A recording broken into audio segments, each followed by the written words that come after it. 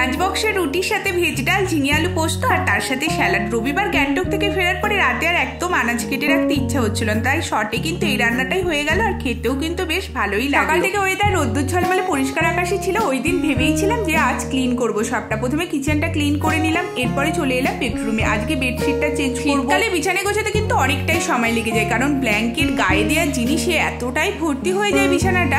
আর এখন সিকিমে বেশ ভালো ঠান্ডা পড়েছে, তাই ভান্ডার থেকে আরো একখানা ব্ল্যাঙ্কেট বার করতে হলো। এখন দুজন মানুষের 3খানা ব্ল্যাঙ্কেট। বিছানাটা গুছিয়ে নেওয়ার পরে ঝাড়ু দিয়ে নিলাম। আর কালকে মলে গিয়ে এই দুটো মগ কিনে এনেছি। শীতকালে বড় বড় কফি মগে চা খেতে বেশ ভালোই লাগে। এরপরে ঘরটা মুছে নেওয়ার পর স্নান সেরে ঠাকুরকে ধূপ দেখিয়ে নিয়েছিলাম। প্রায় বেলা 12টার সময় চা বিস্কুট কেক একটু খেলাম। মাঝে কেটে গেছিল অনেকটা সময়। সন্দীপর অফিস থেকে ফিরতে ধুতে দেওয়ার জন্য জামা কাপড় নিয়ে গেলাম লন্ড্রিতে। আর কিছু জামা কাপড় আমাদের ধুতেও দেওয়া ছিল। সবটা নিয়ে ইভিনিং ওয়াক সেরে রাতে হলো শিম বড়ি আলুর তরকারি আর তার সাথে হাফ বয়েল ডিম সেদ্ধ। ওটা দিয়েই ডিনার হলো। টাটা।